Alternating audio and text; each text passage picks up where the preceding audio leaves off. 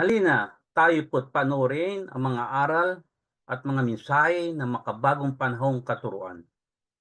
Mga katuruan at aral na nagmula pa sa lumang kaban ng tipan. Mga katuruan, mga hula, mga mensahe na matagal nang kinalimutan ng kasaysayan. At sa ngayon, tayo ay nasa dulo na ng huling panahon, ay muling binuhay ang salita, ang diwa na dala ng mensahero na siyang galing dito sa dulong silangan. Mga kaalamang lumipas, libo-libong taon na ang mga nakaraan. At ngayon ay muling matutunghayan dala ng mga mensahe ating pag-aaralan. Ihanda ang ating sarili, buksan ang ating diwa, pansinin at timbangin ang mga katuruan, bigyan diin ang mga aral na matututuhan, mga aral at mga katotohanan na siyang magpapalaya sa ating nakaraan.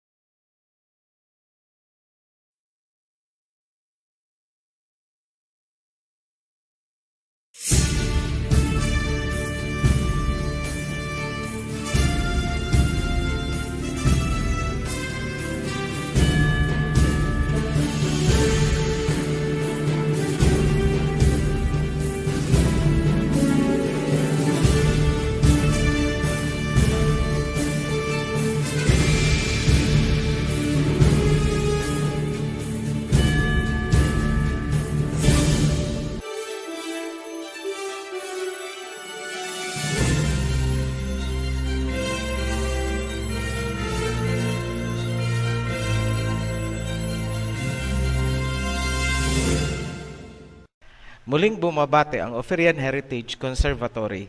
Ito ang part 3 ng World Territories Series. Hindi nyo ito mauunawaan kung hindi kayo nagsimula sa part 1 and 2. Kailangan ding napanood ang Rivers of Genesis bilang foundation. Sa sinundang video, natalakay na natin ang territorial boundary ni Shem. Sa ating pagpapatuloy, tatalakayin natin ngayon ang mga territory at boundary naman ni Ham at Japheth. Jubilees chapter 8 pa rin ang ating base text. Para malinaw ang lahat, maglagay kami ng framework. Number 1, ayon sa verse 29 and 30, ang teritoryo ni Japheth ay ang cold region ng mundo. Ang kay Ham naman ay hot region at ang kay Shem ay blend ng hot and cold. So magkahalo, timplado. Naipakita na natin ang teritoryo ni Shem sa sinundang video. May maiinit siyang lugar gaya ng Middle East at may malalamig din siyang lugar gaya ng northern portion ng Russia simula sa bahagi ng China at Japan. Number 2, dahil naiplat na natin ang teritoryo ni Shem, ang natitira ay ang kay Ham at Japheth. Ang teritoryo ni Japheth ay nasa malamig na northern regions, therefore ang kay Ham ang nasa southern region. Paalala sa lahat, may mga gumagamit ng pangalan ng Oferian Heritage Conservatory sa maraming pages sa Facebook at ibang websites. Siguraduhin hindi chap-chap videos ang pinapanood. Go direct sa ating YouTube channel kung saan mababasa namin ang inyong comment. Sisikapin nating matugunan ang inyong mga katanungan. Magpatuloy na tayo sa teritoryo ni Ham. Verse 22, and for Ham came forth the second portion beyond the Gihon towards the south to the right of the garden, and it extends towards the south, and it extends to all the mountains of fire, and it extends towards the west to the sea of Atel, and it extends towards the west till it reaches the sea of Maok, that sea into which everything which is not destroyed descends. Note, dalawa ang Anon. Yan ang karagatan ng Atel at Maok. Ma-decipher natin yan as we go on. Verse 23, and it goes forth towards the north to the limits of Gadir, and it goes forth to the coast of the waters of the sea, to the waters of the great sea, till it draws near to the river Gihon, and it goes along the river Gihon till it reaches the right of the Garden of Eden. Verse 24, and this is the land which came forth for Ham as the portion which he has to occupy forever for himself and his sons unto their generations forever. Summarize natin ang mga landmarks o muhon ng teritoryo ni Ham. Number 1, Gihon. Number 2, Mountains of Fire. Number 3, Gadir. Alam na natin sa Rivers of Genesis ang Gihon at naipakita na rin natin ang dulo nito insofar as Shem's boundary is concerned. Dito tayo sa Mountains of Fire at ang Gadir. Ang Mountains of Fire ay bahagi ng Pacific Ring of Fire, magkakahilerang mga bulkan or series of volcanoes sa Sumatra sa area ng Indonesia. Sa local dialect, ang Mountains of Fire ay gunung-gunung api. Ang gunung ay salitang Malay for mountain, api is fire. Yan ang tinutukoy na Mountains of Fire sa teritoryo ni Ham ayon sa Jubilees. Next landmark, Gadir. Yan ang ancient name ng Spain o Espanya sa Europe. So imagine ninyo na intercontinental ang sakop ni Ham. Ang Gadir ay natatag noong 1104 BC ng mga Phoenicians or Canaanites na nanggaling sa Canaan sa Middle East. Ang Gadir ay Gadjera sa Greek at sa Latin naman ay Gades kung saan nagmula ang modern term na Cadiz. Reference, European Kingdoms, Ancient Spain, Gadir, Cadiz, History Files. Mag-bird's eye view tayo sa teritoryo ni Ham. Malaki din ang nakuhang portion ni Ham. 2 karagatan ang tinawid ng kanyang teritoryo. Yan ang Atel Sea at ang Mauk Sea ayon sa Jubilees. Lahat ng portion ni Ham ay nasa gawing ibaba ni Shem at Japheth. Mag-zoom in tayo. Yung mga naka-black dash line ay boundary na hindi pa natin na-define. Yan ang boundary sa pagitan ni Ham at Japheth sa bahaging America at Europe. Natapos na natin sa sinundang video ang sa pagitan ni Shem at Ham, pero double check pa rin natin kung tama mula sa panig ng teritoryo ni Ham. Verse 22, and for Ham came forth the second portion beyond the Gihon towards the south to the right of the garden, and it extends towards the south, and it extends to all the mountains of fire, and it extends towards the west to the sea of Atel, and it extends towards the west till it reaches the sea of Maok, that sea into which everything which is not destroyed descends. Ang inilalarawan bilang starting point ay beyond or sa kabila ng Gihon sa south papuntang Garden of Eden. Ang bahaging yan ay mula sa dulo ng Africa papunta sa Mountains of Fire sa Sumatra at mula doon ay pupunta sa west. Ngayon, huwag po kayong malilito sa salitang towards the west. Ang salitang west ay hindi nangangahulugang movement of direction, kundi bilang established location na tumutukoy sa west na nasa kabila lang ng international dateline. Bakit namin nasabi? Kasi po, ang tinutumbok na direksyon ay ang susunod na landmark or mohon na nasa Europe. Yan ang Gadir or Spain. 2 malawak na karagatan ang tatawirin ng boundary para makarating sa Gadir. Yan ang Sea of Atel at ang Sea of Maok. So, sa plotting, lumalabas na ang Sea of Atel ay ang North Pacific Ocean. Karugtong lang yan, ang South Pacific Ocean, iisang ocean lang po yan. Samantala, ang Maok Sea ay tumutukoy sa North Atlantic Ocean, South Atlantic Ocean, at kasabay po dito, karugtong lang naman ang Arctic Ocean sa North Pole. Verse 23, and it goes forth towards the north to the limits of Gadir, and it goes forth to the coast of the waters of the sea, to the waters of the great sea, till it draws near to the river Gihon, and goes along the river of Gihon, till it reaches the right of the Garden of Eden. Ang Gadir or Spain ay nasa taas ng Africa. Ang boundary ay dumaan right below Spain sa makipot na Strait of Gibraltar, papasok sa Great Sea. Huwag kalimutan na sa sinundang video sa teritoryo ni Shem, ang Great Sea na sinasabi ay ang Mediterranean Sea. Verse 23, it says, "It goes forth to the coast of the waters of the sea, to the waters of the great sea, till it draws near to the river Gihon." So diretso ang boundary ni Ham papasok sa Great Sea, Mediterranean, hanggang umabot malapit sa Gihon River. Kung naaalala ang Rivers of Genesis series, ang Red Sea ay bahagi ng Gihon, meaning nasa tamang direksyon ang ating plotting. Tinutumbok na rin ng boundary ni Ham ang boundary ni Shem sa bahaging ito. Then, ang boundary ay sasabay parallel sa waters of Gihon, which is common boundary na rin ito sa pagitan ni Ham at ni Shem.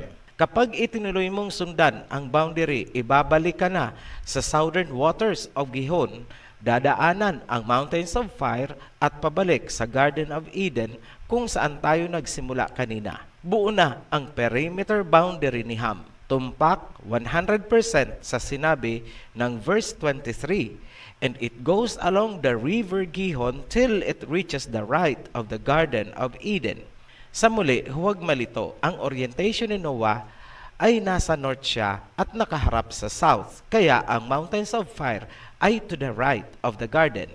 In summary, sakop ni Ham ang buong Africa, mountains of fire, Indonesia, Malaysia, Australia at mga karatig na mga isla. Mayroon po tayong gray area sa bahaging South America. Ngunit dahil sinabing mainit ang teritoryo ni Ham, we believe na mula Mexico pababa sa Guatemala, Venezuela, Brazil hanggang Argentina ay sakop yan ni Ham. Maiinit na lugar kasi ang mga yan. Dumako tayo sa teritoryo ni Japheth. Madali na ito kasi kung hindi kay Shem at hindi kay Ham, therefore kay Japheth yan. Ang natitira na lang ay ang cold regions ng mundo. Ang sabi sa verse 29 and 30, ang teritoryo ni Japheth ay ang malamig na lugar. Meaning, ito yung may mga winter na below zero. Ang summer months naman sa kanila ay hindi pa rin kasing init ng lugar ni Ham at Shem. Ito ang natitira para kay Japheth. Bird's eye view muna. Caution. Ang mga verses 25, 26, 27, 28 ay tila maraming redundancy. Hindi natin alam kung ganyan talaga siya sa original manuscripts or baka loosely translated lang. Pasensya na, pero wala tayong magagawa dyan, maliban sa pagsamahin ang mga verses kung pareho lang ang sinasabi, para hindi tayo malito. Ang verse 25 and 28 ay pareho ang laman. Compare natin. Verse 25, "And for Japheth came forth the third portion beyond the river Tina to the north of the outflow of its waters, and it extends northeasterly to the whole region of Gog and all the country east thereof." Verse 28, "And it extends to the region of the river Tina in a northeasterly direction until it approaches the boundary of its waters towards the mountain Rapha, and it turns around towards the north." Analysis. Pareho lang ang direksyon na sinasabi ng verse 25 at 28. Mula sa river Tina, going north, easterly direction ang tatahakin. So tinutumbok ang mountain Rapha. Tingnan na lang ang illustration. Ang nakikita naming dahilan ng redundancy ay upang bigyan diin na ang lugar na yan ay ang region ni Gog. Pansinin nyo namumukod tanging sa teritoryo lang ni Japheth nangyari na pinangalanan kung sinong anak ang uukupa. Ang ganyang pagdidetalye ay hindi ginawa sa paglalarawan ng teritoryo ni Shem at Ham. Wala ni isang anak ni Shem at ni Ham ang binanggit sa paglalarawan ng kanilang mga teritoryo. Pero, bakit pagdating sa teritoryo ni Japheth, pinangalanan si Gog na anak ni Japheth? Meron pong mabigat na prophetical significance yan. Alam na namin, ang nag-uukil-kil sa isipan nyo, Gog and Magog. Makalipas ang thousands of years, ilalahad namin sa inyo mula sa lumang baul ng mga propeta kung sino talaga si Gog, Magog at si Askinas. Isama na rin natin si Togarma na binanggit ni Prophet Ezekiel, only from Ophirian Heritage Conservatory. Abangan nyo yan. Focus lang muna tayo dito sa plotting. Balik tayo sa teritoryo. And it extends northerly to the north, and it extends to the mountains of Kelt towards the north, and towards the sea of Maok, and it goes forth to the east of Gadir, as far as the region of the waters of the sea, and it extends until it approaches the west of Farah, and it returns towards Afirag, and it extends easterly to the waters of the Sea of Miat. Galing pa rin tayo sa starting point, Sea of Azov, kung saan naroon ang outflow ng River Tina. Then, paakyat sa north, paikot sa Maok Sea, pabalik sa Gadir or Spain, at balik sa Miat or Azov Sea. Hindi matukoy kung anong lugar ang Farah, ngunit dahil sa direction, lumalabas na ito ang Pharos, isang maliit na isla sa Nile Delta kung saan matatagpuan ang famous Lighthouse of Alexandria. Hindi man matukoy kung alin ang Afirag, ngunit hindi yan magiging hadlang dahil ang sumunod na muhon ay ang Miat Sea or Sea of Azov. So sa kabuuan, inikutan ang buong Europe, Canada at Amerika. Ang Sea of Maok ay parehong nababanggit sa description ng teritoryo ni Ham at ngayon ay nababanggit din kay Japheth. Lumalabas na ang Maok ay common sea ni Ham at Japheth. Sa plotting, lumalabas na ito ang magkarugtong na Arctic Ocean mula sa North Pole pababa sa Atlantic Ocean. Yan ang malaking karagatan na may kaugnayan sa Gadir at sa boundary ni Ham at Japheth. Ngayon, hindi specific kung ano ang mga pangalan ng nasasakop ng teritoryo ni Japheth maliban sa Gadir or Spain. Ngunit may mga karagdagang palatandaan na ibinigay. Number 1, sa verse 29, sinabi, 5 great islands and a great land in the north. Number 2, sa verse 30, sinabing malamig na lugar. Nabanggit natin noon sa ibang videos ang 5 great islands ni Japheth. Uulitin na lamang natin dito. Number 1, Baffin Island, Canada. 2, Victoria Island, Canada. 3, Great Britain. 4, Ellesmere Island, Canada. 5, Newfoundland, Canada. Plus a great island in the north. Greenland, the world's biggest island. Location, nasa north. Clearly, ang tinutukoy ay ang North Atlantic region, Europe. Sila ang malalamig na lugar na nasa north. Yan ang cold territory ni Japheth. 100% tumpak ang Jubilees. Very conclusive. Ngayon, balikan natin ang panahon na nalasing si Noah. Ito yung sinasabi namin sa part 1 ng video na pinakialaman ang salita ni Noah. Mula sa simulang isinalin ang Biblia ng mga Greek, kitang-kita agad ang motibo na gusto nilang sakupin hindi lamang ang mga Shemites, kundi ang buong mundo. Isa ito sa mga nakikita naming rason bakit hindi isinama ang Jubilee sa Biblia at ayaw nilang isalin ang totoong Hebrew Jubilees na nakuha sa Qumran Caves noong 1947 hanggang 1956. Unahin natin ang King James Version. Take note, hindi po natin i-correct ang mga terms. Genesis chapter 9 verse 25 hanggang 28. And he said, Cursed be Canaan, a servant of servants shall he be unto his brethren.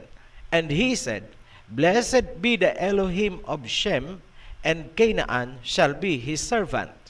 Elohim shall enlarge Japheth, and he shall dwell in the tents of Shem, and Canaan shall be his servant. Pansinin nyo na ang salitang he ay small letter ang simula, hindi capitalized, meaning si Japheth ang tinutukoy na mag-dwell sa tent or teritoryo ni Shem. Tiningnan natin ang mahigit 50 versions. Dalawa lang ang nakita naming tama. Yung International Standard Version ng ISV Foundation at ang easy-to-read version ng International Bible Leg. So, kung titingnan nyo, ang dalawang versions na yan, pareho lang ang nakasulat. Basahin ko po. Hindi ko i-correct yung mga terminology. Genesis chapter 9, verse 27.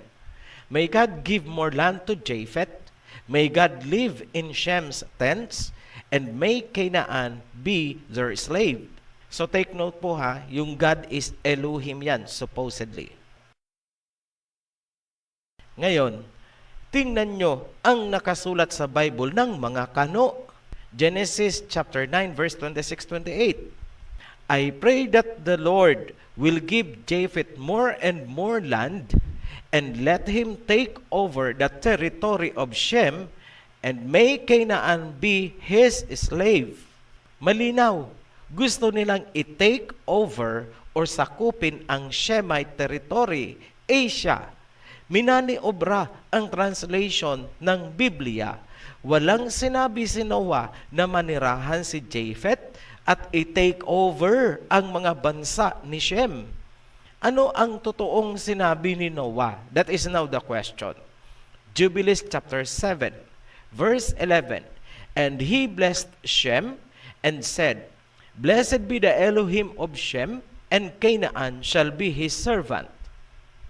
Elohim shall enlarge Japheth, and Elohim shall dwell in the dwelling of Shem, and Canaan shall be his servant. Pagkumparahin natin, ito ang nasa Genesis. May the Elohim extend enlarge Japheth's territory. May Japheth live in the tents of Shem. Sa Jubilees, Elohim shall dwell in the dwelling of Shem. So, kung pagkukumparahin nating mabuti ang verse 27, sa Genesis, lumalabas na si Japheth yung titira doon sa tents ni Shem. Pero, pagdating sa Jubilees, ang nakasulat pala ay yung Elohim ang magdwell sa dwelling ni Shem. Ang Elohim ang mananahan sa territory ni Shem, hindi si Japheth. Minaniobra nila ang translation ng Genesis na booking pagdating sa Jubilees. Niloko tayong mga Shemites. Sino ang nasa likod ng mga pagmanipula ng nilalaman ng Biblia, lalo na itong sinabi ni Noah? Sinimulan ng mga Greeks, itinuloy sa modern day ng United Bible Society. Sila ang nagsasabi na dapat i-take over ng mga Japhethites ang territory ni Shem. Look closely kung sino ang nag-imprenta ng Bible na yan. American Bible Society. Yan ang frontliner ng United Bible Societies. Pansinin nyo ang footnote. In Hebrew daw, Japheth sounds like more and more. At sino ang nasa likod ng mga pagmamanipula na ginagawa ng United Bible Society? Yung Pope. Ano ang pinagnanasaan nilang makuha? Ang Garden of Eden, the Holy of Holies ayon sa Jubilees chapter 8 verse 19, at ang Shemite territory na dwelling place ng Elohim dito sa mundo. Jubilees chapter 8 verse 18 at Jubilees chapter 7 verse 12. Pareho ang sinasabi, Elohim shall enlarge Japheth, and Elohim shall dwell in the dwelling of Shem. Yan po ang Jubilees chapter 7 verse 12. Ngayon, sinabi ni Pope Leo XIII noong 1894, We hold upon this earth the place of God Almighty. Malinaw sa salita ni Pope Leo na hawak nila ang dwelling place ng Elohim dito sa lupa. Hindi papayag ang mga Shemites dahil ang dwelling place ng Elohim sa lupa ay Shem territory, Asia. Mas maraming lulutang na sekreto kaya ayaw nang ilabas ng mga Japhethites ang Hebrew Jubilees. Tip of the iceberg lang ang nakita natin mula sa Ethiopian Jubilees. Ngayon, gustong makuha ng mga Japhethites ang territory ni Shem. Kaya nga, pati ang Genesis, pinakialaman nila. Tanong, Ano ang last standing wall ng mga Shemites dito sa Southeast Asia? China. Hinarang ng China ang mga religions na paunang puwersa ng mga Japhetites. Hindi nila hinayaan na maimpluwensyahan ang mga tao. Hinarang din nila ang lason na ipinalaman sa Biblia ng mga Japhetites. Ngayon, naiintindihan nyo na bakit gustong ipa-edit ng China ang Biblia. Naiintindihan nyo na rin ngayon bakit hinarang ng China ang mga religions. Naiintindihan nyo na ngayon bakit pinademolish ang kanilang mga simbahan. Ngayon, Pilipinas, makinig ka. Sa inyo nagtambakan ang mga relihiyon at doktrina na nagmumula sa mga Japhetites. Hindi nyo ba alam na relihiyon ni Gog at Magog ang kinaaaniban ninyo? Centuries na ang lumipas. Pinagdebatehan pa rin hanggang ngayon kung sino si Gog at Magog.